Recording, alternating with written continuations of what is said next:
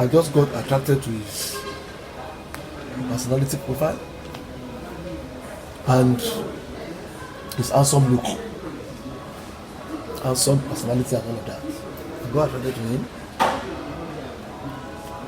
All along I was fighting. It was a battle, big battle, to be able to rescue that ticket from Alhaji Moshood Salvador, for him to take it. It was a big battle that I even almost lost my life in it. During the period of the contention for the ticket, one of the governorship candidates of the party, which I wouldn't want to mention his name, offered to give me 30 million naira and a brand new jeep if I could please work for him to get the ticket. I refused. And I gave the ticket and stood against all odds, even against the instructions of the people who influenced how I became the state chairman of the party. Alhaji Moshood Salvador was their candidate. The candidate of the people who put me as state chairman, he was their candidate. But because of my religious belief, tenacious belief in Badibo, I stood against all of them, including all my guys in Abuja. They all wanted Alhaji Moshood Salvador because they thought this is an experienced politician who had the wherewithal of financial strength to be able to run the project. I didn't see money from Badibo. Badibo didn't prove it to me that he had the money to prosecute the project, to run the election. I just fell in love with the fact that he's a youth and he's a professional, a Christian, and he's even from Lagos, Eko. Badibo was from a renowned Lagos family. So I fell in love with him and I stood for him to get the ticket. Then immediately after he got the ticket, he turned his back against me. I never listened to him again. He now started running things on his own. He sidelined me and he was working against me. He worked against me to the extent that he ended up removing me. He influenced how I was removed as the state chairman of the Labour Party under duress. And I left peacefully. And since then, I have been on my own. But still, the supreme leader of the Labour Party in Lagos State. Because when the national chairman wanted to relieve me of the position, he too did it under pressure. The national chairman didn't want to do it in the first thing. Do it because it was dangerous for the party, for the state chairman of the party to be changed around that period. Few days to the election, the man didn't want to do it, but they mounted pressure on him. They gave him the impression that Salako was the problem of the Labour Party in Lagos State, not knowing that they were going to be making a big mistake, and the mistake has counted, backfired, and now the result is what we have in the social space. When the man wanted to relieve me of the position, he told me something and he said, Mr. Salako, I didn't want to remove you, but I'm under pressure. I'm under pressure from the obedient people who kept saying you cannot be trusted with the election funds because your wife is working with Tinubu, because they believe you are a mole in the party to come and carry out Tinubu's archer job. But they got it wrong. I came to Labour Party with sincere vision and passion to make a name for myself. And that was why I could build the Conference 57 organogrammic political structure for the party within 5 months.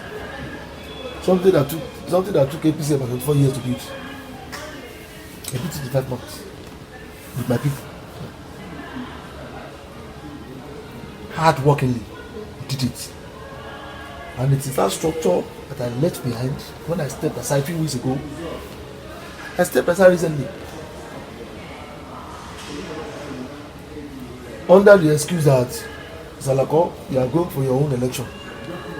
After telling me all the reasons they were removing me, they were telling me to go. They now said, above all, you are going for your election.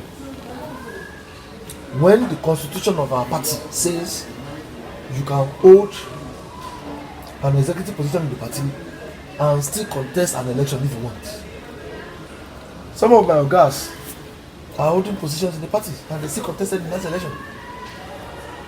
But because they felt Salako was the problem. So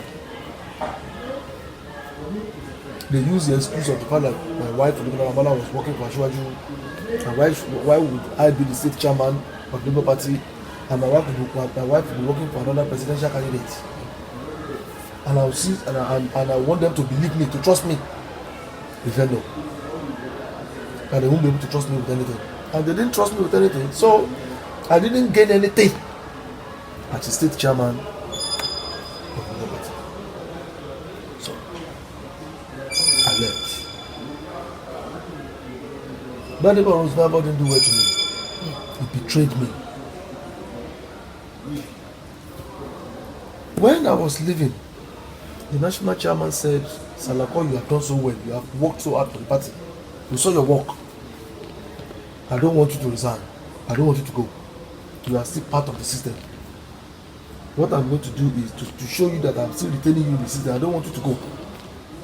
I will only change your nomenclature of the office you are holding from being a state chairman to being the special assistant to the office of the national chairman on Lagos State Labour Party affairs and its liaison operations. He gave me that appointment that night in Osogbo, and he gave me a letter for it. And it became public knowledge that I got that appointment. And the national chairman said, by virtue of this appointment, you are the supreme leader of the party in the state. Whatever you do in the state, in the party, I am the one. I, the national chairman, is the one I did it.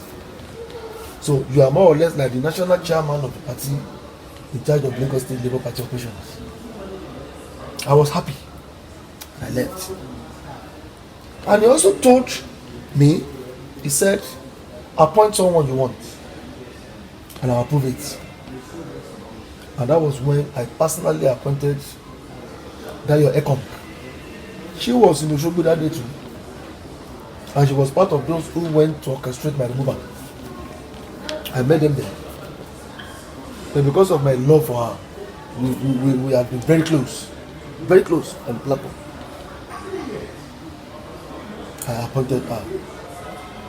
And the national chairman told her that Salako is still the boss. The three of you, Sam Makwala, which is the secretary of the party, the three of you should go back to Lagos and work together. But the moment they got to Lagos, I handed over to Dayo in a public celebrated occasion. She started cooperating to malign my authority, to denigrate my status, and to remove my influence. They started misbehaving to all the people they tag Salako boys, Salako girls, Salako people in the party. They started treating them anyhow and undermining their capacities to continue to work in the party, for the party to achieve good success in the elections. They starved them of funds. They denied them of resources to operate deliberately. And they were harassing them and intimidating them. To the extent that we now have a lot of frustrated people in our party in Lagos right now. People who are disenchanted, who are grieved, who no longer feel comfortable as members of the party because of the way they've been operating and treating people. In conjunction with Badema or Isbadema, who is supposed to be the governorship candidate of the people, that is supposed to be working for more and more and more people to work for the success of his election.